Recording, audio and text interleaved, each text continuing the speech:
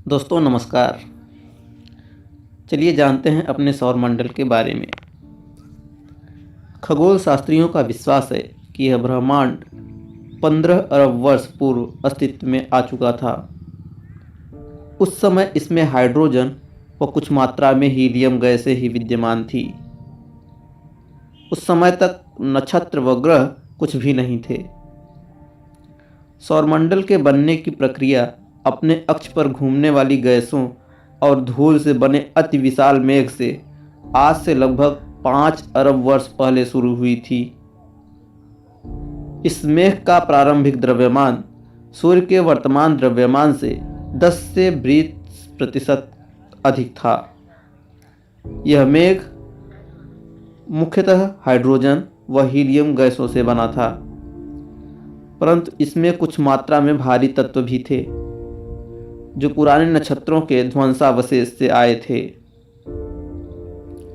जैसे जैसे गैस व धूल से बना बादल गुरुत्व बल के कारण सिकुड़ता गया, परमाणु एक दूसरे के निकट आते गए और सघन होते गए। अंत में इस घूमते बादल ने चपटी डिस्क का आकार ले लिया। डिस्क का मध्य भाग फूला हुआ था।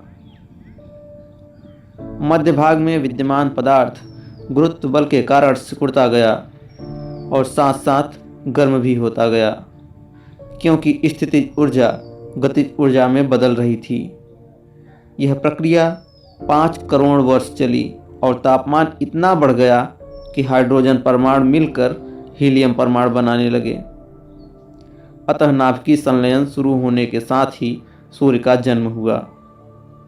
समय बीतता गया और सूर्य के चारों ओर घूमने वाली डिस्क धूल गैस में बदल गई।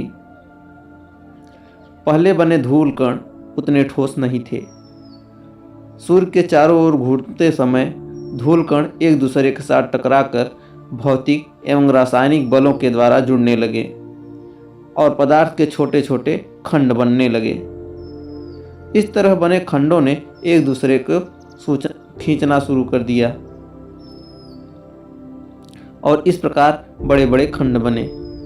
इन्हीं खंडों ने गुरुत्वीय प्रभाव तथा लगातार एक दूसरे के साथ टक्कर खाने की प्रक्रिया के चलते ग्रहों का रूप धारण कर लिया। ऐसा अनुमान है कि ग्रहों के निर्माण की प्रक्रिया, जिसमें हमारी पृथ्वी भी शामिल है, सूर्य के जन्म के बाद 10 करोड़ वर्षों के भीतर पूर्ण हो गई थी। सूर्य 8 ग्रहों व 150 से अधिक उपग्रहों से मिलकर यह सौरमंडल बनाता है। ग्रहों के नाम हैं बुध, शुक्र, पृथ्वी, मंगल, बृहस्पति, शनि, अरुण और वरुण। इसके अलावा कुछ बौने ग्रह भी हैं, जिनमें प्लूटो शामिल है।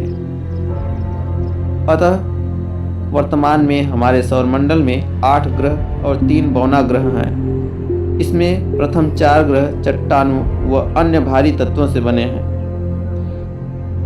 और भीतरी ग्रह कहे जाते हैं, तथा शेष ग्रह गैसों के बने हैं, जिन्हें हम बाहरी ग्रह के नाम से जानते हैं। हमारी पृथ्वी एक सक्रिय ग्रह है, जिस पर ज्वालामुखी फूटते हैं और भूकंप आते हैं। शुक्र और वरुण को छोड़कर शेष सभी ग्रह सूर्य के चारों ओर घड़ी की सुई की विपरीत दिशा में चक्कर लगाते हैं, जबकि शुक्र व वरुण सुई की घड़ी की दिशा में चक्कर लगाते हैं। ग्रह अर्थात प्लैनेट एक यूनानी शब्द है, जिसका अर्थ है घुमक्कड़।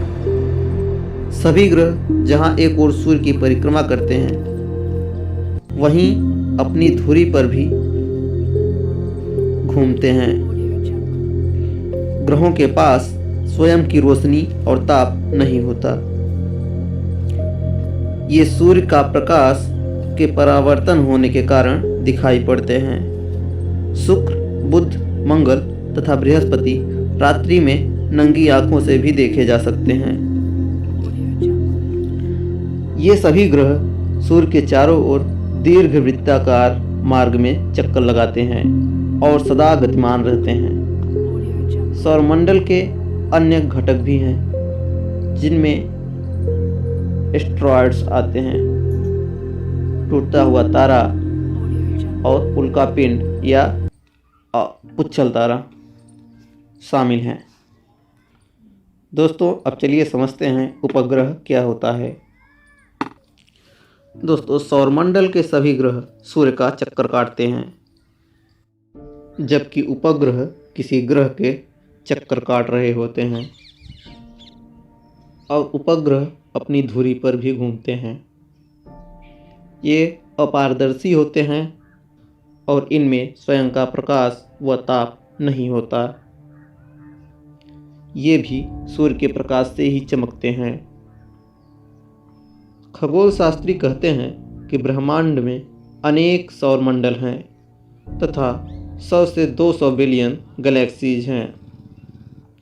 एडविन हब्बल के नियम के अनुसार ब्रह्मांड स्थिर नहीं है और यह अभी भी फैल रहा है।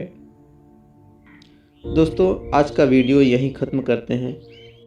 अगले वीडियो में हम ब्रह्मांड की कुछ और रोचक जानकारियों के साथ आपके समक्ष प्रस्तुत होंगे। तब तक के लिए गुड बाय, अपना ख्याल रखिएगा और चैनल को सब्सक्राइब कर दीजिएगा। धन्यवाद।